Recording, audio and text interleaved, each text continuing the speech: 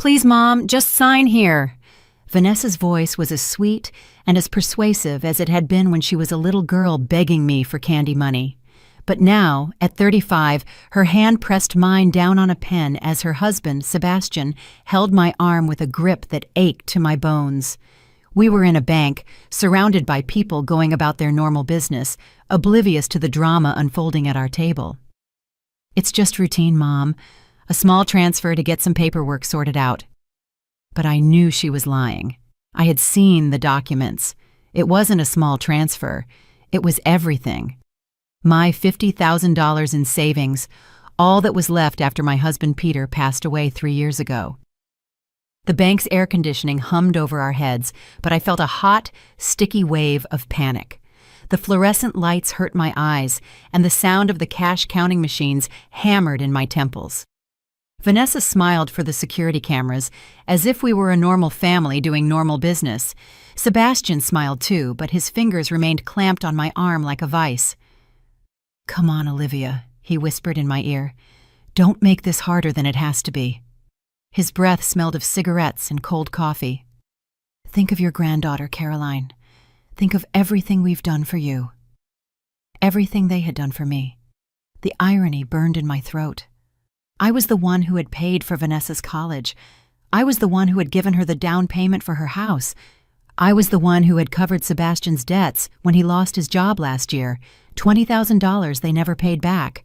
And now they were here, trying to steal the last thing I had, my widow's pension, the money Peter and I had saved over 46 years of marriage. My hands trembled as I held the pen. The ink looked so black, so final on the white paper. One signature and it would all be over. One signature and I would be left with nothing. Vanessa leaned in closer, her sweet perfume mixing with the anxious scent on my skin. "Mom, trust me, it's for your own good. You can't manage this much money at your age." Her words were poisoned honey, each syllable calculated to disarm me. I looked around desperately. The young teller watched us from his window, but he seemed busy with other customers. An older woman waited in line, flipping through an insurance brochure. A man in a suit checked his phone. No one noticed what was happening. No one saw that I was being robbed in broad daylight, in public, with smiles and affectionate words. Sebastian squeezed my arm tighter, and a choked sob escaped my throat. "Shut up," he muttered through a smile. "We don't want to make a scene, do we?" His eyes were cold as ice, and for the first time, I realized this man was capable of anything. Vanessa, my own daughter, the child I had breastfed and raised, sat there and watched her husband hurt me without doing a thing to stop him. The wall clock read 3:15 in the afternoon, a regular Tuesday that had become the worst nightmare of my life. I remembered how I had gotten here. Vanessa had called me that morning, her voice filled with fake urgency. "Mom, we need to go to the bank. There are some papers you have to sign. It's important." She hadn't given me any details. She never gave me details, just orders disguised as pleas. The bank manager, an older man named Mr. Thompson, approached our table with a professional smile. "Everything all right here? Can I help with anything?" His presence gave me a spark of hope. This was my moment, my only chance. My heart hammered so hard I thought it would break through my chest. I quickly scribbled on a piece of paper on the table. "Help. I'm being coerced. I don't want to sign." I folded the note and slid it to him when Vanessa and Sebastian were distracted, looking at the documents. Mr. Thompson discreetly opened the note, and I saw his eyes widen. His professional expression transformed into one of controlled alarm. For a moment that felt like an eternity. Our eyes met, and in that instant I knew he understood perfectly. Without saying a word, he discreetly pressed a button under his desk. The silent alarm. My heart calmed for the first time all afternoon. Someone was going to help me.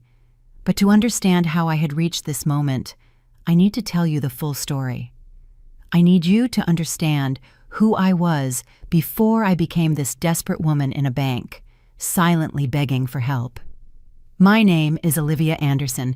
I am 69 years old, and all my life I was the woman who always said yes, the woman who always gave, always helped, and always sacrificed for her family, especially for Vanessa. I remember the day she was born as if it were yesterday. It was a spring morning, and after 12 hours of labor, she finally came into the world, small, perfect, with the green eyes she inherited from her father. I held her in my arms and promised her she would never lack for anything, that she would always have my love, my support, and my protection. I kept that promise for 35 years, but now I realize I may have kept it too well. When Vanessa was 5, her father and I worked 2 jobs each to buy her the pink bicycle she wanted so badly for her birthday. It cost $200, a fortune for us back then, but it was worth it to see her smile. When she turned 15, she wanted to go to a summer camp that cost $1,500. I sold my grandmother's jewelry to pay for it. When she graduated from high school, she insisted on going to a private university. "Mom, it's my dream," she'd say with tears in her eyes. "I can't go to a state school. What will my friends think?" The tuition was $40,000 a year, $40,000 we didn't have. Her father and I took out a loan, using our house as collateral. I worked extra shifts at the hospital cafeteria for 4 years, cleaning tables late into the night, my feet swollen and my back aching, all so Vanessa could have her college degree. She graduated with honors in business administration, and I cried with pride at the ceremony. I thought I could finally rest, that I had fulfilled my duty as a mother, but Vanessa had other plans. At 25, she met Sebastian at a dive bar. He was handsome, I couldn't deny that, but there was something in his eyes I didn't like, a coldness, a calculation that put me on edge. When he introduced himself, the first thing he did was ask if the house was paid off, not, "It's nice to meet you, ma'am." No, just a question about money. I should have seen that as a red flag. Their wedding cost $50,000. "Mom, I'm only getting married once," Vanessa pleaded. "I want it to be perfect." I wanted to object, to tell her we didn't have that kind of money, that her father had just been diagnosed with diabetes, and we needed to save for his medication. But I saw her so happy, so excited that I couldn't say no. We took out another loan. The wedding was beautiful, I have to admit. Vanessa looked radiant in her white lace dress, like a storybook princess. Sebastian smiled, but I noticed his eyes were constantly scanning the wealthier guests, calculating and evaluating. After their honeymoon in Europe, another $5,000 expense we had to cover because they couldn't possibly go without a honeymoon, Vanessa and Sebastian moved into a small apartment. For 6 months, I thought they had finally grown up, that they would stand on their own 2 feet. But then the calls started. "Mom, the refrigerator broke." "Mom, the car needs repairs." "Mom, Sebastian lost his job and we can't pay rent." It was always an emergency, always urgent, and I always said yes. $500 here, $1,000 there. Small amounts that, when added up, represented my financial peace of mind. 2 years into their marriage, Vanessa announced they wanted to buy a house. "It's an investment, Mom, a step toward the future." The house cost $200,000, and they needed $40,000 for the down payment. They had no savings, of course. Their credit was bad, of course. "Could you help us, Mom? Just with the down payment. I promise we'll pay you back every penny." That was the biggest promise Vanessa ever made me, and also the biggest lie. I withdrew $40,000 from the retirement fund I had been building for 20 years. Every dollar represented extra hours worked, meals I didn't buy, clothes I didn't allow myself, vacations I never took, but I gave it to them. I sat in the bank that day, signing the early withdrawal papers with trembling hands as the bank officer explained the penalties I'd have to pay. A 10% penalty, $4,000 I'd lose just for taking out my own money early. "Are you sure about this, ma'am?" the employee asked with genuine concern. "Once you withdraw these funds, there's no turning back." I told him I was sure. It was for my daughter. It was for her future. It was for giving her the stability I never had. I signed the papers and walked to Vanessa's house with the check in my hand, feeling like a hero. I was going to save the day. I was going to make my daughter's American dream possible. Vanessa cried when I handed her the check. Tears of happiness, I thought. "You're the best mom in the world," she said, hugging me tight. "I don't know how to thank you for this. I promise, Mom, I promise I'll pay you back every last cent, with interest." Sebastian seemed emotional too, though his hug felt cold and calculated. "Thanks, Ma," he said. "This means a lot to us." They moved into the house 3 months later. It was beautiful, I have to admit. 2 stories, 4 bedrooms, a large backyard with space for a pool.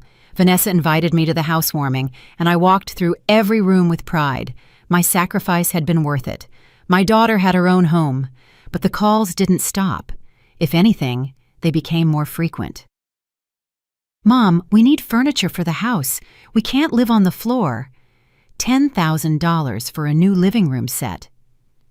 "Mom, the house needs a new fence. The neighbors are complaining." $3,000 for a wooden fence. "Mom, we want to renovate the kitchen. It's so old and the stove doesn't work well."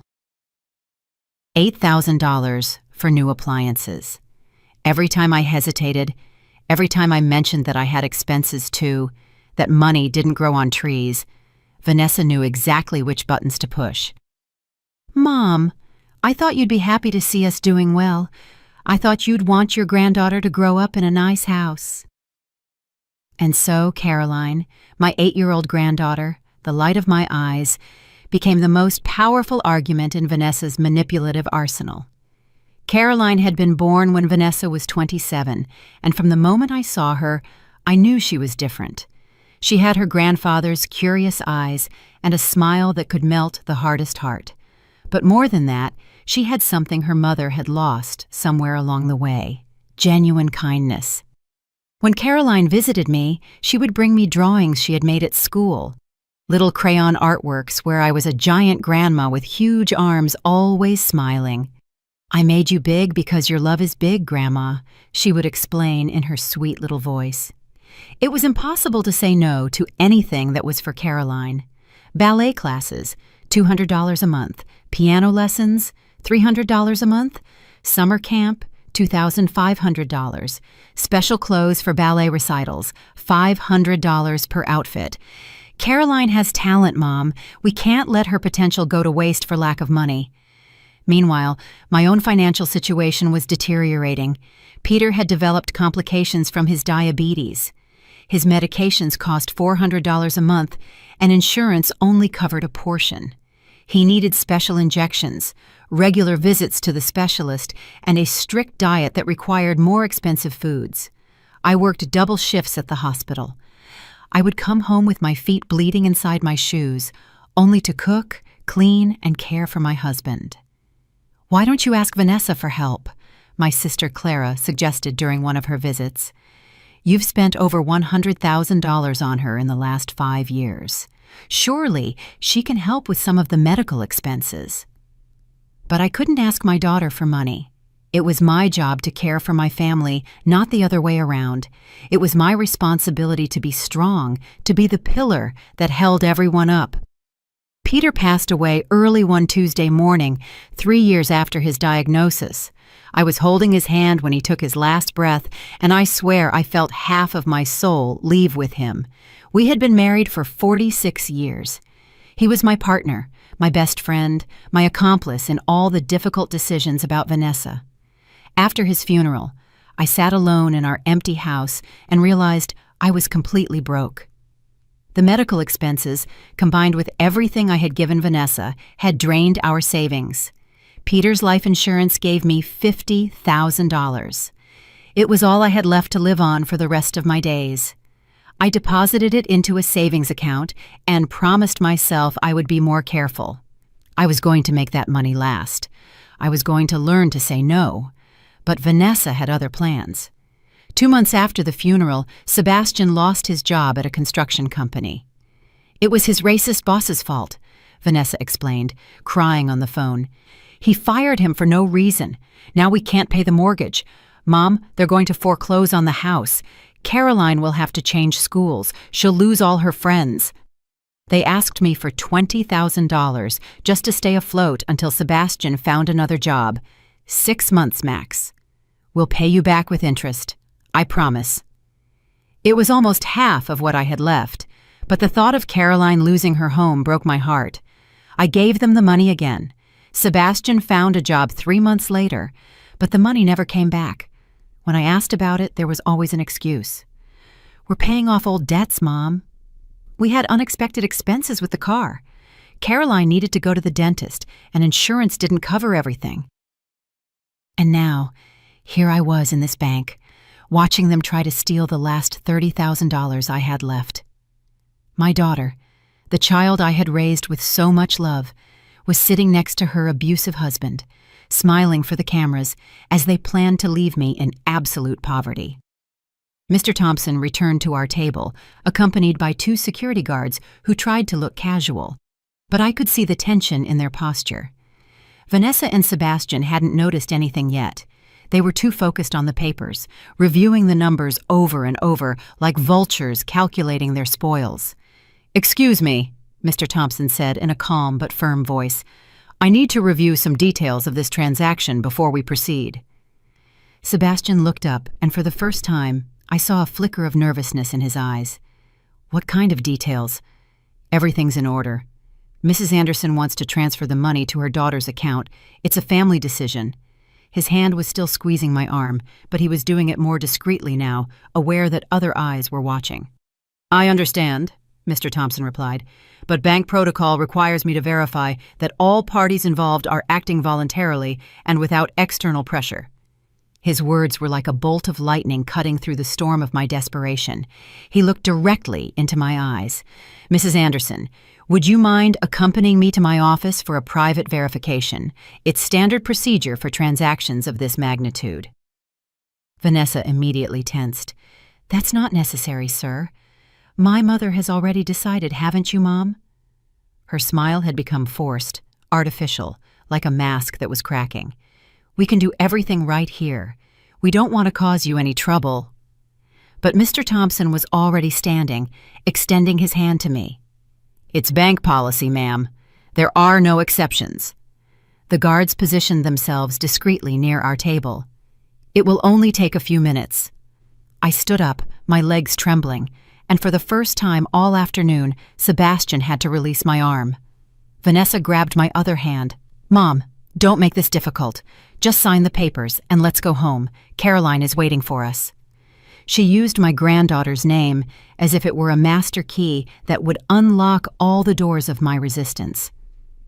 "I'll be right back," I murmured, not daring to look her in the eyes. I knew if I saw her face, if I saw that innocent little girl expression she had perfected over the years, I might waver. I might give in one more time. Mr. Thompson's office was small but cozy, with pictures of his family on his desk and a little cactus in the window. He sat across from me and closed the door. "Mrs. Anderson," he said gently, "tell me what's really going on." And then, like a dam that finally breaks, it all came out. I told him about the years of manipulation, about the money I had given without getting anything back, about the broken promises and the lies wrapped in pretty paper. I told him how Sebastian had hurt my arm, how Vanessa had used Caroline's name to emotionally blackmail me. I explained that those $30,000 were all I had left to live on, that without them, I would end up on the streets. Mr. Thompson listened without interrupting, nodding occasionally, taking notes in a notebook. When I finished my story, he sighed deeply. "Ma'am, what you're describing is financial coercion, and in some cases, elder abuse. What your daughter and son-in-law are doing is illegal." Illegal. The word echoed in my head. All these years, I had thought it was my duty, my responsibility as a mother, to give until it hurt. It had never occurred to me that what Vanessa was doing could have a legal name, that it could be a crime. "What can I do?" I asked, my voice breaking. "She's my daughter. I don't want to get her in trouble, but I can't go on like this. I don't have anything left to give." Mr. Thompson leaned forward. "First, we're going to cancel this transaction. Second, I'm going to document everything you've told me. Third, I'm going to give you information on legal and protective resources for seniors." He paused. "But ma'am, the most important decision is yours to make. Are you ready to say no? Are you ready to set boundaries, even if it means your daughter gets angry?" That question hit me like a punch to the gut. Was I ready? For 69 years, my identity had been built around being the woman who always said yes, the woman who always gave, the woman who sacrificed for others. If I stopped being that person, who would I be? I thought of Peter, of how he had worked until the day he died to support our family. I thought of the times I had eaten beans for weeks so I could pay for Vanessa's private school. I thought of all the nights I had stayed awake, calculating expenses, clipping coupons, looking for ways to stretch every dollar. And then I thought of Caroline, my 8-year-old granddaughter, who was growing up watching her mother manipulate her grandmother. What kind of lessons was she learning? That love could be bought with money? That it was okay to hurt those who love you if you get what you want? That older people were resources to be exploited until they were exhausted? Yes, I said finally, and my voice sounded stronger than I had expected. I'm ready. Mr. Thompson smiled and began to write. All right, we're going to start by putting an alert on all your accounts. No one will be able to make transactions without your physical presence and an additional identity verification. I'm also going to give you the number for a hotline to report elder abuse. As he worked, I looked out his office window. I could see Vanessa and Sebastian in the waiting area. She was pacing back and forth, talking on the phone with agitated gestures. He remained seated, but I could see the tension in his shoulders, the way he was drumming his fingers on the table. They knew something had gone wrong. They knew their plan was falling apart. For the first time in years, I didn't feel guilty about disappointing them. Instead, I felt something I hadn't experienced in a long time: control, power, the ability to make my own decisions without someone else telling me what to do or how to feel about it. Mr. Thompson finished writing and handed me several papers. This is a copy of our incident report. This is the number for the helpline. And this, he handed me a small card, is my direct extension. If they pressure or threaten you again, call me immediately. I took the papers with hands that no longer trembled. What do I do now? How do I explain to them that I'm not going to sign? Tell them the truth, Mr. Thompson replied. That you've decided to keep your money for your own living expenses. You don't have to justify anything else. It's your money, ma'am. You worked for it, you saved it, and you have every right to keep it for yourself. I took a deep breath. It was time to face my daughter. It was time to become a person who could say no. It was time to start living for myself, even if it meant breaking a lifelong pattern. We walked out of the office together. Vanessa immediately approached, her face a mix of anxiety and contained anger. What took so long, Mom? We're going to be late. I looked at my daughter, this 35-year-old woman who had built her entire life on my inability to deny her anything. And for the first time in decades, I said the words that would change everything. I'm not going to sign, Vanessa. I'm not transferring my money. The silence that followed was deafening. Vanessa looked at me as if I had just slapped her, her green eyes shining with a mix of shock and fury I had never seen before. Sebastian got up from his chair so abruptly he almost knocked it over, his fists clenched at his sides. What do you mean you're not going to sign? Vanessa asked in a trembling voice, trying to maintain a fake smile for the bank cameras. Mom, we already talked about this. It's just a temporary transfer. It's not temporary, Vanessa, I replied in a voice I didn't recognize as my own. It was firm, decisive, like that of a woman who had finally found her backbone after years of letting others bend it to their will. And it's not a transfer. It's my retirement money, and I'm keeping it. Sebastian took a step closer, but the security guards immediately moved as well, positioning themselves between us. Olivia, he said in that soft voice he used when he wanted to manipulate me, don't be ridiculous. What are you going to do with all that money? You don't have any big expenses. We can invest it better, make it grow for the whole family. For the whole family? I repeated, and a bitter laugh escaped my throat. Like when you invested the $40,000 for your house down payment, or when you invested the $20,000 I gave you when you lost your job. Tell me, Sebastian, how much of that have you paid back? I saw his mask of fake concern crack. His eyes hardened, revealing the calculating coldness that had always been there, but that I had been too blind to see. Those were gifts, he muttered between gritted teeth. You said they were gifts. I never said that, I retorted, and the words came out of me like boiling water finally finding a crack in the pot. You promised you would pay me back. You promised it was temporary. You promised a lot of things you never fulfilled. Vanessa started to cry, but these weren't the genuine tears of pain I had seen when she was a child and scraped her knee. These were calculated tears, performance tears, tears designed to break my resolve. Mom, I can't believe you're doing this to me. After everything we've shared, after all the love we've given each other. Love? The word shot out of my mouth like a bullet. You call threatening me love? You call it love when your husband hurts my arm? You call it love when you trick me into coming here to steal everything I have? People in the bank started to turn their heads. An older woman waiting in line watched us with concern. A young man in a suit had stopped checking his phone and was staring openly. Vanessa realized the attention we were attracting and lowered her voice, but the intensity of her desperation only increased. "Okay," she whispered, wiping away her tears with the back of her hand. "Don't transfer everything. Just half. $10,000 is all we need to get out of this jam." "What jam, Vanessa?" I asked, and I could see the question took her by surprise. "Sebastian has a job. You have a house. What exactly is the emergency that requires my retirement money?" She was silent for a moment, and in that silence, I saw the truth I had been avoiding for years.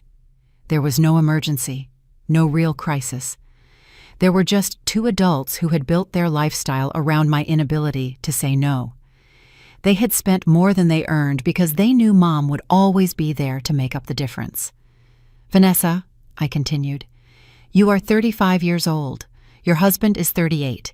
You both have college degrees that I paid for. You both have jobs. It's time for you to learn to live on your own income." "What about Caroline?" Sebastian asked, playing his strongest card. "What about your granddaughter?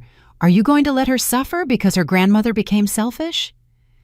That word, selfish, hit me like a slap. All my life I had feared being selfish. I had sacrificed my wants, my needs, my dreams, also I wouldn't be selfish. But now, standing in that bank with my last $30,000 about to be stolen, I realized something fundamental. It wasn't selfish to take care of myself. It was survival. "Caroline is not going to suffer," I said firmly.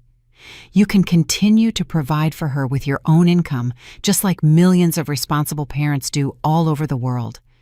What you can't do is use my love for my granddaughter to manipulate me." Mr. Thompson cleared his throat. "Mrs. Wilson, Mr. Wilson, you need to leave. Mrs. Anderson has made it very clear that she does not wish to proceed with this transaction, and continuing to pressure her constitutes harassment." "She's my mom," Vanessa snapped. "I have a right to talk to my mom." "Not when you're intimidating her on bank property," Mr. Thompson replied with authority. "The guards will escort you out." Vanessa looked at me with an expression I had never seen before. It wasn't sadness. It wasn't disappointment. It was pure, crystallized hatred, forged after years of hidden resentment. "Fine, Mom," she said in a voice as cold as ice. "If that's what you want. But don't come crying when you're all alone in that empty house, with no one to visit you, with no one to care about you. And don't call when you need help," Sebastian added. "Don't call when you're sick or when you can't manage the stairs. We're not your personal health insurance." Their words were designed to scare me, to make me imagine a lonely, unprotected future. And they worked, partially. I felt a chill of fear run down my spine. What if I really did get sick? What if I did need help? What if this decision to keep my money cost me my family? But then I remembered something Peter had told me shortly before he passed away. We were sitting in the living room watching a television show about scams targeting seniors, and he had commented, "Olivia, fear is the most powerful tool manipulators have. They make you imagine all the horrors that could happen to you if you don't do what they want. But the truth is, most of those things never happen. And if they do, you face them when they come, not before." "I understand," I said to Vanessa, and my voice sounded calmer than I felt inside. "If that's your decision, I accept it. But I'm not going to change mine out of fear of what might happen in the future. The security guards moved closer. "Folks, it's time to go," one of them said with professional firmness. Vanessa snatched up her purse with sharp, angry movements. "This isn't over, Mom. We'll talk about this at home when you don't have these strangers filling your head with ridiculous ideas." "No," I said, and the word came out stronger than I had expected. "We are not going to talk about this at home. Not until you're ready to accept my decision without trying to change it." They left without looking back. Sebastian with a possessive hand on Vanessa's back, whispering something in her ear that made her shoulders tense even more. I watched them walk toward the parking lot through the bank windows. Two figures walking away from my life, taking with them years of manipulation and emotional blackmail. When I could no longer see them, I sat down heavily in one of the chairs in the waiting area. My legs were trembling, not from fear, but from the release of years of pent-up tension. I had done something I never thought I would be capable of. I had said no to my daughter. I had chosen my well-being over her manipulation. Mr. Thompson came over and sat beside me. "How do you feel?" he asked. I thought about it for a moment before answering. "Scared," I admitted, "but also free, as if I can finally breathe after years of holding my breath." The days that followed were the hardest of my life. Not because I missed Vanessa and Sebastian, but because I had to confront the reality of who I had been for all these years. I sat in my empty living room, surrounded by family photos that now seemed to mock me from their golden frames, and I asked myself questions I had avoided for decades. When had I lost my voice? When had I stopped being Olivia and become simply Vanessa's mom? The calls started that same night. My phone rang every hour, showing Vanessa's name on the screen. I didn't answer any of them. On the second day, the text messages started. "Mom, I know you're mad, but we need to talk. Mom, Caroline is asking about you. She's so sad. Mom, Sebastian says he's sorry if he hurt you." It wasn't his intention. Each message was a new needle of guilt trying to pierce the armor of determination I had built. On the third day, they showed up at my door. I saw them through the living room window's curtains. Vanessa, in a yellow dress I knew was my favorite color, Sebastian with his best fake smile, and Caroline holding hands between them. My granddaughter was carrying a drawing, probably another of her portraits of the giant grandma with huge arms. My heart ached to see her, but I didn't open the door. Vanessa rang the doorbell for 10 minutes straight, then started knocking. "Mom, I know you're in there. Your car is in the driveway, please. We just want to talk." Her voice grew more desperate with each plea. "Caroline misses you. Look, she made you a drawing." I heard my granddaughter's small voice. "Why won't Grandma open the door, Mommy? Did I do something wrong?" The sound of that innocent question nearly broke me. I almost ran to open the door. I almost fell back into the familiar pattern of giving in to emotional manipulation. But I remembered Mr. Thompson's words. Fear and guilt are the most powerful tools of manipulators. I backed away from the window and retreated to my bedroom, where I couldn't hear them. I put on some classical music on the small radio Peter had given me for our 30th anniversary and tried to block out the sound of their voices. After an hour, they finally left. That night, my younger sister Clara called me. "Olivia, Vanessa told me what happened at the bank. She says you've become paranoid, that you think they want to steal from you." Her voice had that condescending tone she used when she thought someone was being irrational. "She says they just wanted to help you invest your money better." "Is that what she told you?" I asked, and I could hear the bitterness in my own voice. "Did she also tell you her husband hurt my arm? Did she tell you I had to pass a secret note to the bank manager asking for help?" Clara was silent for a moment. "He really hurt you?" "He really hurt me." And Vanessa saw it and did nothing to stop him. The words came easier now, as if each time I said them, they became more real, more valid. "Clara, they've taken over $100,000 from me in the last 10 years. They've never paid back a single cent, and now they wanted the last $30,000 I have left." "But Olivia," Clara said gently, "she's your daughter. Families help each other out." "Families do help each other out," I agreed. But this wasn't help. This was exploitation. There's a difference between helping out occasionally and being treated like a personal ATM. After hanging up with my sister, I realized that even the people who loved me didn't fully understand what I had been through. They had seen the money transfers, but they hadn't seen the emotional manipulation. They had seen the generous gifts, but they hadn't seen the veiled threats when I hesitated.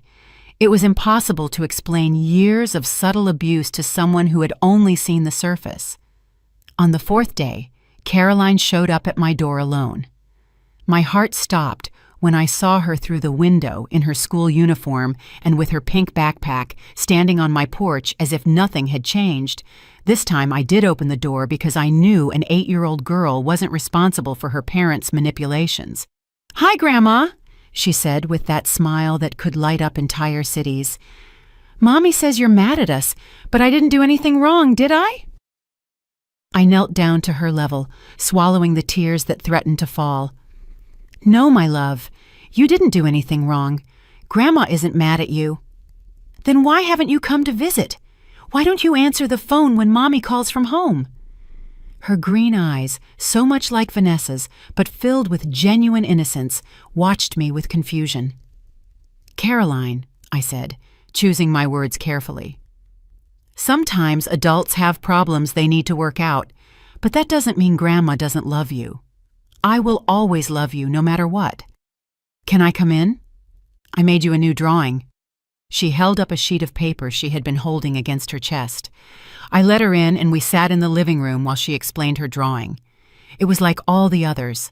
I was a giant figure with huge arms, but this time something was different. Instead of smiling, the grandma in the drawing looked sad. "Why is Grandma sad in your drawing?" I asked her. "Because Mommy says you're sad.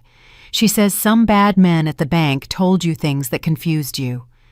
Caroline looked at me with those serious eyes that seemed too old for her face. "Is it true there are bad men, Grandma?" I realized Vanessa had already begun to construct her version of events, painting me as a confused victim manipulated by strangers. It was clever, I had to admit. By telling this version to Caroline, she not only controlled the narrative, but also prepared the ground for future manipulation attempts. "There are no bad men, Caroline," I said firmly. "The men at the bank are good. They helped me when I needed help." "But then why does Mommy say—" "Sometimes," I interrupted gently, "adults see the same things differently. Like when you and your friend look at a cloud and you say it looks like a cat, but she says it looks like a dog. You're both seeing the same cloud, but you interpret it differently." Caroline nodded solemnly, as if that explanation made perfect sense. We spent an hour coloring together, and for a moment, I could pretend that nothing had changed.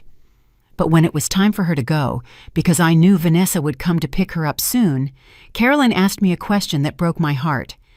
"Grandma, you're not going to give me money for my ballet classes anymore?" There it was. Even at 8 years old, Caroline had already learned to associate my love with my money. She had already internalized the lesson Vanessa had taught her, that Grandma was valuable for what she could give, not for who she was. "Caroline," I said, kneeling down to her level again, "do you love me because I give you money, or do you love me because I'm your grandma?" She looked confused by the question. "I love you because you're my grandma, but money is good too. Mommy says that's why you're the best grandma in the world, because you always help us when we need things." In that moment, I understood the deepest damage I had caused with my years of limitless generosity. I had not only allowed Vanessa to become financially dependent and emotionally manipulative, I had also taught my granddaughter that love was expressed through money, that family relationships had a transactional component. "Caroline," I said, "I want you to know something very important. I love you for who you are, not for what I can give you, and true love cannot be bought with money. Do you understand?" She nodded, but I could see in her eyes that the answer was more automatic than genuine. She was too young to fully grasp the concept, especially when her whole life's experience had taught her the opposite.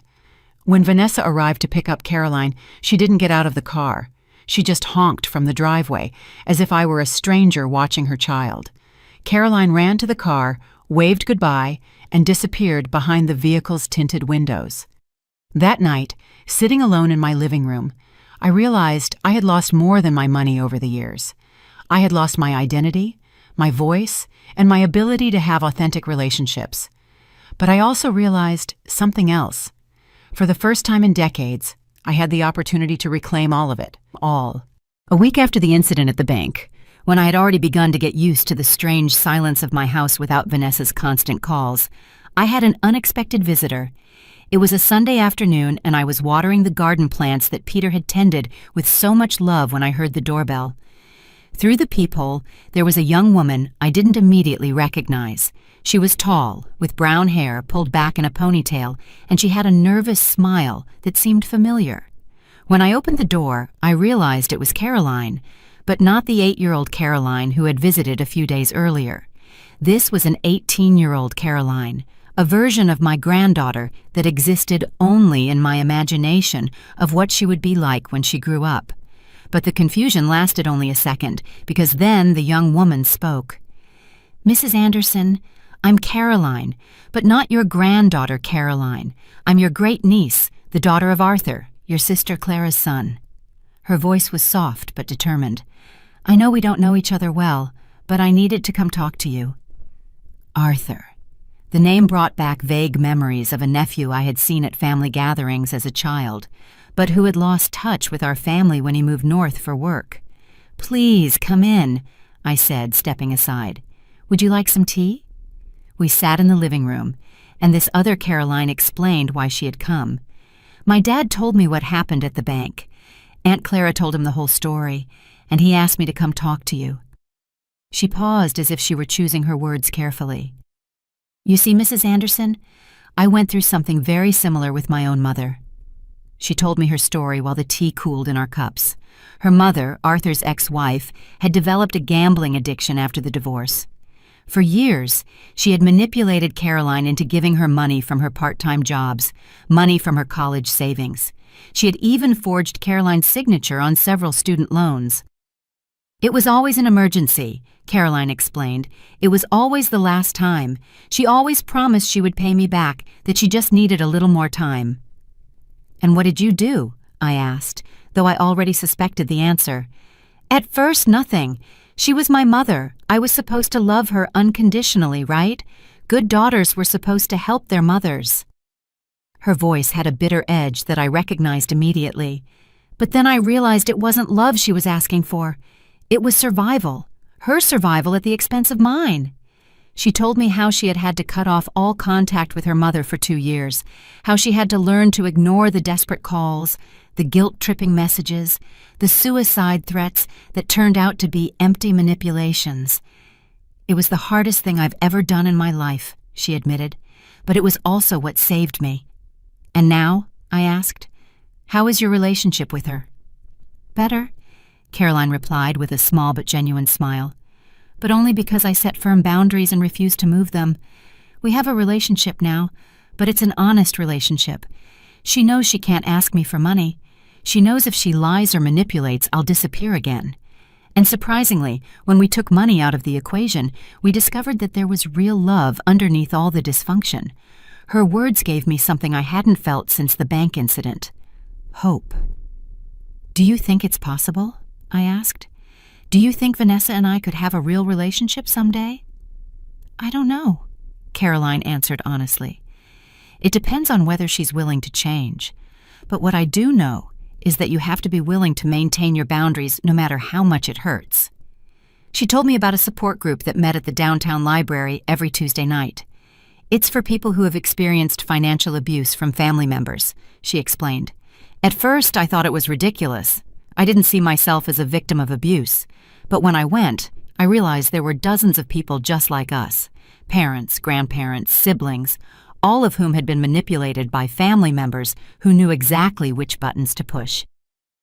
Before she left, Caroline gave me a long, warm hug. "Mrs. Anderson, what you did at that bank was incredibly brave. Don't let anyone make you feel guilty for taking care of yourself." That week flew by. For the first time in years, I started doing things just for me. I read books I had wanted to read for decades but had never had time for. I walked in the park where Peter and I used to stroll on Sunday mornings. I cooked meals that I liked, not the ones I knew Vanessa liked when she came to visit. On Tuesday night, I decided to go to the support group. The library was quiet, and in a small room in the back, I found 12 people sitting in a circle. There were men and women of all ages, but most were over 50. The facilitator, a woman named Sandra, greeted me warmly and told me to introduce myself only if I felt comfortable doing so. I listened to story after story that resonated with mine. A 70-year-old woman whose son had stolen $100,000 by forging checks. A 60-year-old man who had mortgaged his house 3 times to cover his brother's gambling debts. A woman my age whose daughter had convinced her to put the house in her name, only to discover later that she had sold it without telling her. When it was my turn to speak, the words came out like a river finally finding the sea. I told them about Vanessa, about the years of manipulation, about the incident at the bank. I expected judgment. I expected them to tell me I had been foolish or naive. Instead, I found understanding. I found validation. I found people who had lived through the exact same thing. Financial abuse by family members is one of the hardest types of abuse to recognize, Sandra explained after I finished, because it's wrapped in love, in family obligation, in guilt. The abusers know exactly what to say to make us feel like we're the ones being unreasonable. A woman named Eleanor, who had been in the group for 2 years, gave me the most valuable advice. Olivia, you are going to doubt your decision 1,000 times. You're going to ask yourself if you were too harsh, if you overreacted, if you should just call your daughter and apologize. Those moments of doubt are normal. But every time you feel that doubt, remember how you felt in that bank. Remember the fear, the physical pain, the desperation. Those feelings don't lie. When I got home that night, there were 3 voicemails from Vanessa on my answering machine. I listened to them, and for the first time, I could hear the manipulation clearly, as if someone had cleaned my ears after years of accumulated wax. Mom, Caroline asks about you every day. She's depressed. She doesn't understand why her grandma doesn't want to see her. Mom, Sebastian and I have been talking, and we think you should see a doctor. This behavior isn't normal for you. Mom, I'm starting to think maybe you're having memory problems. Have you considered you might be developing dementia? Each message was a new strategy. First, use Caroline as an emotional shield. Second, invalidate my ability to make rational decisions. Third, suggest that I had cognitive problems. It was like a manual of psychological manipulation executed with surgical precision. I deleted the messages without calling her back. The next day, while I was making breakfast, the phone rang. A number I didn't recognize appeared on the screen, so I answered, thinking it might be important. Grandma? It was my granddaughter Caroline, the 8-year-old, the real Caroline. Mommy borrowed her work phone to call you. She says you don't answer when we call from home anymore. My heart raced. Hello, my love. How are you? I'm good, but I miss you a lot. When are you going to come visit us? When are we going to go to the park together like we used to? Her small voice was filled with genuine sadness, and I felt my resolve begin to waver. Caroline, I said, choosing my words carefully. Grandma loves you very much, but right now, your mom and I have some grown-up problems that we need to work out. But are you going to work out the problems soon? Because my birthday is in 2 months, and I wanted to ask you for something special. There it was again. Even in a seemingly innocent conversation, the expectation that Grandma would give money for something special appeared. What did you want to ask me for, my love? I wanted to ask if you can help me buy a new dress for my ballet recital. Mommy says it costs $200 and they don't have the money this month. And there was the real reason for the call. Vanessa had used her own 8-year-old daughter as a go-between to solicit money. She had sent this innocent child to do the dirty work she could no longer do directly. In that moment, sitting in my kitchen with the phone in my hand, I understood that this war had just begun. Caroline, I said to my granddaughter with a broken heart, but a firm voice. Let me talk to your mom. There was a silence, and then I heard Vanessa's voice in the background saying, "Give the phone to Mommy, my love." When Vanessa got on the phone, her voice was different. It wasn't the hysterical desperation of the previous days. It was calculated, cold, as if she had had time to plan exactly what to say. "Hello, Mom. Caroline wanted to call you because she misses you so much. She's been so sad since you decided to cut us out of your life." Each word was loaded with veiled accusation. I hope you understand that an 8-year-old doesn't grasp why her grandma suddenly doesn't want to see her. "Vanessa," I interrupted, "you know perfectly well that I haven't cut Caroline out of my life. I've set boundaries with you and with Sebastian. Caroline can visit me whenever she wants, but you are not going to use my love for her to manipulate me." "Manipulate you?" Her voice rose an octave, feigning indignation. "Mom, Caroline needs a dress for her recital. It's a normal thing any grandma would want to do for her granddaughter. I don't understand when helping your own family became manipulation." "It became manipulation," I replied with a clarity that surprised me. "When you started using your 8-year-old daughter as a messenger to ask for money after I clearly told you I wasn't going to continue funding your lifestyle." There was a long silence on the other end of the line. When Vanessa spoke again, her mask of a worried mother finally fell. "You know what, Mom? You're right." "Yes. I told Caroline to ask you for money for the dress, and you know why? Because you have always been the grandma who gives gifts. You've always been the one who makes special things possible. And now, out of nowhere, you've decided you don't want to be that person anymore. How am I supposed to explain that to a child?" "You explain to her," I said, feeling a new strength coursing through my veins, "that grandmas can love without giving money. You explain that healthy families don't condition their love on financial transactions. You explain that you, her parents, are responsible for covering her needs." "Her needs?" Vanessa laughed, but it was a bitter laugh, full of resentment.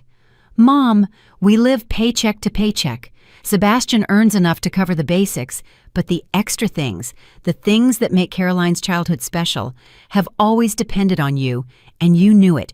You liked being the hero, the savior, the one who made dreams possible." Her words hit me like a slap because there was some truth in them. For years, I had found my purpose, my self-worth, in solving their financial problems.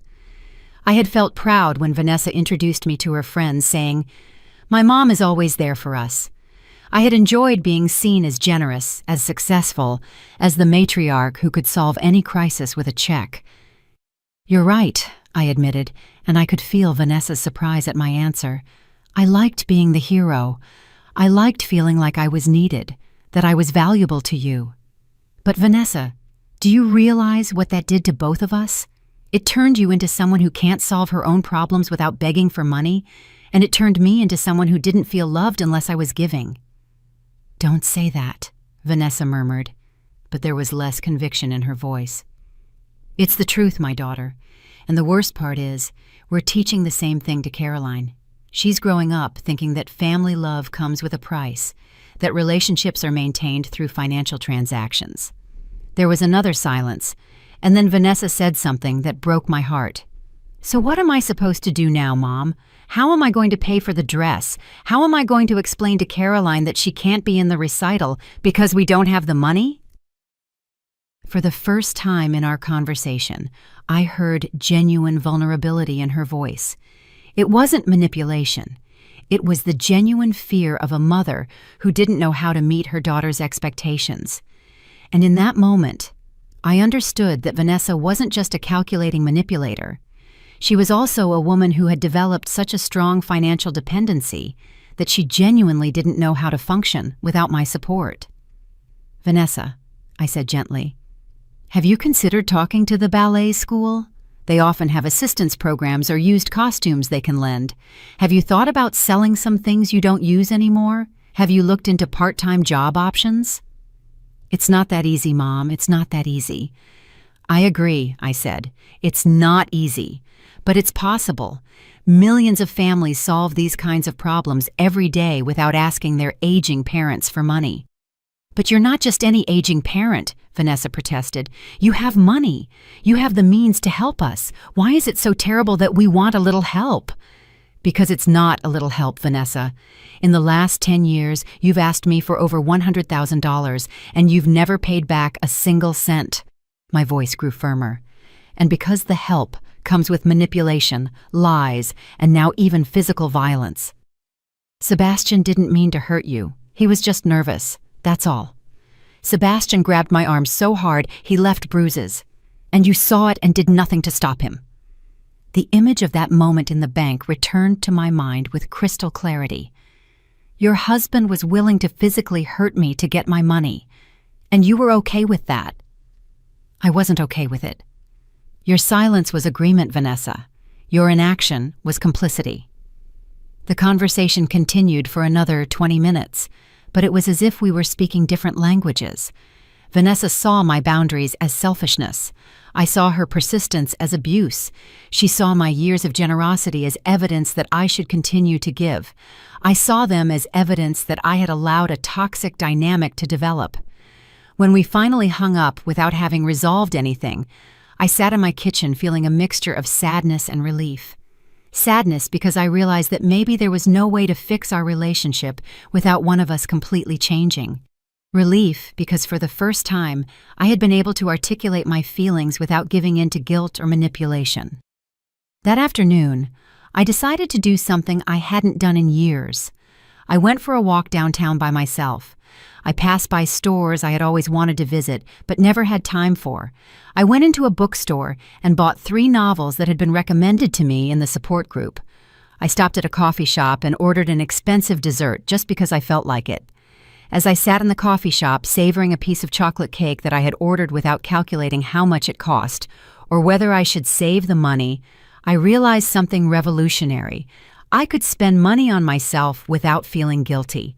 I could make decisions about my own life without asking permission or justifying myself to anyone.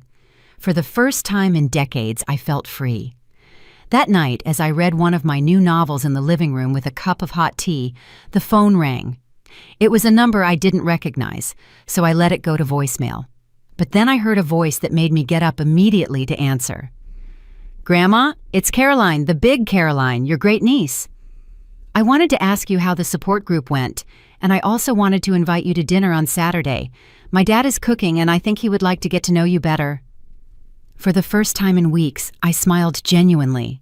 I had lost a toxic relationship with my daughter, but I had gained something I didn't know existed, an authentic connection with family who valued me for who I was, not for what I could give. "I would love that," I replied. And as I said it, I felt a new version of myself beginning to bloom. 6 months after the incident at the bank, I woke up in a room I didn't recognize for a moment. The curtains were different. The light came in at a different angle, and the air smelled of jasmine instead of the stale perfume of sadness that had permeated my house for so many years. Then I remembered. I was in Tuscany, in a small bed and breakfast I had booked for my 2-week trip to Italy. It was my first international trip alone, and I had paid for it with my own money without asking anyone for permission. The trip had been the idea of Caroline, my great niece, who had become a constant and healing presence in my new life. "Mrs. Anderson," she had said to me during one of our weekly dinners, "you've spent 69 years living for others. It's time for you to live for yourself." She had pulled out her laptop and shown me photos of small Italian towns, of flower-filled markets, of vineyards that stretched to the horizon. "Wouldn't you like to see the world with your own eyes?" At first, the idea had seemed ridiculous. Women like me didn't travel alone in Europe. Women like me stayed home, taking care of others, waiting for life to be generous with them instead of being generous with themselves. But then I remembered something I had learned in the support group. Limiting beliefs are chains we put on ourselves. So, I booked the trip. I got a passport for the first time in my life. I bought new luggage and comfortable walking clothes. And when Vanessa found out, she called me furious. "You're spending your retirement money on a trip to Europe?" she had screamed into the phone. "Mom, that money should be for emergencies. What if you get sick? What if you need expensive medical care?" "Vanessa," I had replied, with a calmness that surprised even myself. "I have health insurance. I have enough savings for any real emergency. And after 40 years of working and saving, I deserve to spend some money on my own happiness. What about us? What if we need help while you're on vacation?" "Then you'll do what any functional adult does. You'll solve your own problems." I had hung up the phone without further discussion, and for the first time, I hadn't felt guilty for doing it. Now, sitting on the terrace of the bed and breakfast with a cup of authentic Italian coffee and a freshly baked cornetto, I remembered that conversation and smiled. At my feet, a green valley stretched out, dotted with ancient olive trees, and in the distance, I could see other travelers beginning their morning walks. Some were young couples, others were families with children, but there were also several women my age traveling alone, and they all looked radiant with freedom. My phone vibrated with a text message. For a moment, my heart raced, thinking it might be Vanessa with some new family emergency designed to make me feel guilty for being so far away. But it was Caroline, the big one. "How's the Italian adventure?" "I want to see photos," she had written, followed by several heart emojis. I sent her a photo of the landscape and wrote, "It's more beautiful than I imagined. I feel like a completely new person." Her reply came immediately. "You know what? I don't think you're a new person. I think you're finally being the person you always were, but never allowed yourself to be." Her words gave me so much to think about that I decided to walk to the village to process them. As I walked through the cobblestone streets, I thought about all the changes that had happened in the last few months. After my confrontation with Vanessa, I had expected to feel empty, without purpose. For so many years, my identity had been built around being needed, around being the problem solver, around being indispensable to my family. But instead of emptiness, I had found space. Space to discover that I liked it when I didn't have to worry about pleasing others. Space to form new friendships with people who valued me for my conversation, my humor, my perspective, not for my ability to write checks. Space to explore parts of myself that had been dormant for decades. In the support group, I had met Eleanor, a 75-year-old woman who had been through a similar experience with her son, who was addicted to drugs. We had become friends, and together we had started taking painting classes at the community center. I discovered I had a talent for landscapes, something I never would have known if I had continued to spend every free hour and every available dollar on Vanessa's problems. I had also started volunteering at a shelter for women who were victims of domestic violence. There I had met women of all ages who, like me, were learning to rebuild their lives after toxic relationships. The work was emotionally difficult, but it was also profoundly gratifying. For the first time in my life, I was helping others from a place of strength, not codependency. And most surprising of all, my finances were better than ever. Without Vanessa and Sebastian's constant demands for money, I had been able to create a real emergency fund. I had been able to invest part of my savings, and I had been able to afford small luxuries, like this trip, without worrying about the future. As I shopped for fresh ingredients to make dinner in my room's small kitchen, I got an unexpected call. It was Mr. Thompson, the bank manager who had saved me on that terrible day that now seemed to belong to another life. "Mrs. Anderson," he said in his warm, professional voice, "I hope you don't mind me calling you on your vacation.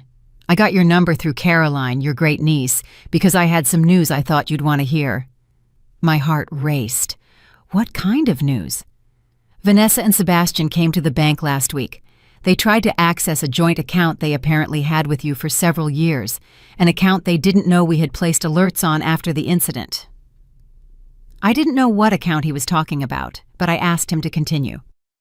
"It seems 3 years ago, when you were caring for your sick husband, Vanessa convinced you to add her name to one of your savings accounts in case of an emergency. Do you remember that?" I vaguely remembered signing some papers during the confused days after Peter's diagnosis, when Vanessa had insisted on helping me organize my financial affairs. At the time, I had trusted her completely. "The account had $12,000. Mr. Thompson continued. They tried to withdraw everything, but our system automatically stopped them and called me. When I explained that they couldn't make transactions without your presence and explicit authorization, they became very aggressive. We had to call security. $12,000. Money I had forgotten existed. Money Vanessa had been waiting for the perfect moment to take. The day at the bank had not been their first attempt to rob me. It had just been their most desperate. "What did we do with the account?" I asked. "We transferred it completely to your name and removed all other authorized signatories. The money is safe." After hanging up with Mr. Thompson, I sat on the small terrace of my room, watching the sunset paint the sky in shades of orange and pink. 12,000 more dollars. Money I could use for more trips, for more art classes, for more donations to causes I cared about. Money I could enjoy without guilt because I finally understood a fundamental truth. I deserved to spend it on my own happiness. The next day, my last day in Tuscany, I walked to a small cafe in the main square and sat down with my journal, something I had started writing on the support group's recommendation. In its pages, I wrote the words that would mark the end of one era and the beginning of another. Today, I don't need permission to live. I don't need to justify my happiness or apologize for taking care of myself. I spent 69 years paying to be loved, but I have discovered that true love is priceless. And more importantly, I have learned to love myself. I closed the journal and looked around. The sun shone on the ancient stones. Tourists laughed in languages I didn't understand, and I was exactly where I wanted to be, free, at peace, and finally living for myself. It wasn't revenge. It was liberation. 2 years after my trip to Italy, I woke up in a house I didn't recognize for a moment, a small cottage with a garden that I had bought in a quiet neighborhood on the other side of town. I had sold the old house where I had lived with Peter for 40 years, 6 months after returning from Europe. It was filled with too many memories, too many shadows of the woman I used to be. This new house was mine, completely chosen by me, decorated according to my tastes, with no ghosts from the past whispering to me in every corner. It was a Saturday morning, and I was making coffee in my small kitchen when I heard the doorbell. Through the window, I saw a familiar figure standing on my porch. Caroline. But not the 10-year-old Caroline who lived in my memories, but a taller, thinner version who had clearly grown a lot in these 2 years. My granddaughter was now 11, and seeing her there alone made my heart skip a beat. I opened the door slowly. "Hi, Grandma," she said in a voice that sounded more mature than I remembered. "Can I come in? I have something important to tell you." I let her in, trying to control the mix of joy and anxiety I felt.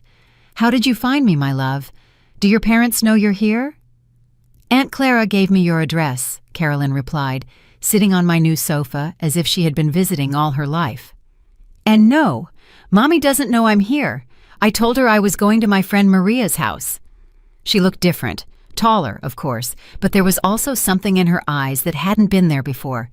A seriousness, a determination that reminded me painfully of myself in recent years. "Caroline," I said, sitting across from her, "tell me what's going on." "Grandma, I need to ask you something, and I want you to tell me the truth." Her green eyes looked at me with an intensity that surprised me. "Is it true that Mommy and Daddy tried to steal money from you at the bank?" The question hit me like a punch to the gut. For 2 years I had waited for this moment. I had mentally rehearsed what I would say to her if she ever asked me about what had happened. But now that she was here, sitting in front of me with that direct gaze, all my carefully prepared words vanished. "Who told you that?" I asked, buying time. "No one told me directly," Caroline replied, "but I've been listening. For 2 years, I've been listening to the fights, the phone conversations, the comments they think I don't understand." She paused. "And I also found some of the letters you wrote me. Mommy had hidden them in her closet." My letters. I had written them religiously for 2 years, one every month, explaining in simple words that I loved her, that the problems between the adults were not her fault. I never knew if Vanessa had given them to her. "What did the letters say, Caroline?" They said you loved me. They said it wasn't my fault we didn't see each other. They said you hoped that someday we could be together again." Her voice broke slightly. "Why did Mommy lie to me? Why did she tell me you didn't care about our family anymore?" I took a deep breath. It was the moment of truth, the moment I had been both fearing and waiting for. "Caroline, your mom and I had some very serious problems about money, adult problems that were very difficult to solve." "But is it true they tried to take all your money?" She looked me in the eyes, and I made a decision. Caroline was 11, but she had lived in the middle of this situation her whole life. She deserved an honest answer, age-appropriate, but honest. "Yes, my love, it's true." She nodded slowly, as if that confirmation had given her the last piece of a puzzle she had been putting together for years. "That's why you don't live in the old house anymore. That's why you don't give us money for special things anymore. That's why Mommy always gets sad and angry when someone mentions your name." "How do you feel knowing this?" I asked gently. Caroline thought for a moment. "Confused," she finally admitted. "Because I love Mommy and Daddy, but I also know what they did was wrong. And it makes me sad that you've been all alone this whole time." "I haven't been alone, Caroline," I said, and it was true. I've been learning to take care of myself, and I've made new friends. In fact, I've been happier in these last 2 years than I had been in a long time. I told her about my painting classes, about the volunteer work, about my new friendships. I showed her some of the paintings I had done, and I saw her eyes light up as she recognized some of the landscapes from photos she had seen online. "Grandma," she said after a while, "I want you to know that when I'm grown up, when I'm 18 and can make my own decisions, I want to have a relationship with you. A real relationship, not like before." "What do you mean, not like before?" "Before, when I came to visit, there was always something weird, like Mommy wanted me to ask you for things, or like the visits had a purpose I didn't understand." Caroline spoke with a wisdom that broke my heart. "I want to visit you just because I like being with you. I want to get to know the real you, not just the grandma who gives gifts." We hugged for a long time, and in that hug, I felt something I hadn't felt in years, genuine hope for the future of our relationship. Caroline stayed for 2 more hours. We walked through my new garden where I showed her the flowers I had planted and the herbs I was growing. We made cookies together, and as we mixed the dough, she told me about school, about her new interests, about the books she was reading. When it was time for her to go, she gave me another tight hug. "Grandma, can I ask you a favor?" "Of course, my love." "Can you keep writing me letters? But now that I know where you live, you can send them directly to me. You can send them to Maria's house, and she'll give them to me." I promised her I would, and I watched her ride away on her bicycle, pedaling with determination toward her complex life, but with a new understanding of the truth. That night, sitting in my garden with a cup of tea and my journal, I wrote, "Today, my granddaughter found me. Not the manipulated child I knew before, but a brave young woman who sought out the truth for herself. In her, I see hope that real love can survive lies, that authentic relationships can flourish even after years of toxicity." I closed the journal and looked at the stars. For the first time in my life, the future felt full of possibilities, not obligations. I was 71 years old, and I was finally learning how to live. Gefällt dir meine Geschichte und aus welcher Stadt hörst du sie? Lass uns in den Kommentaren treffen. Wenn dir die Geschichte gefallen hat, kannst du mich unterstützen, indem du mir ein Super-Thanks schickst, damit ich mehr solche Geschichten machen kann. Vielen Dank für deine tolle Unterstützung. Ich freue mich auf deinen Kommentar zur Geschichte. Auf dem Bildschirm siehst du 2 neue Lebensgeschichten, die ich dir wirklich empfehlen kann. Es gibt noch viel mehr auf meinem Kanal, vergiss nicht zu abonnieren. Bis zur nächsten Lebensgeschichte.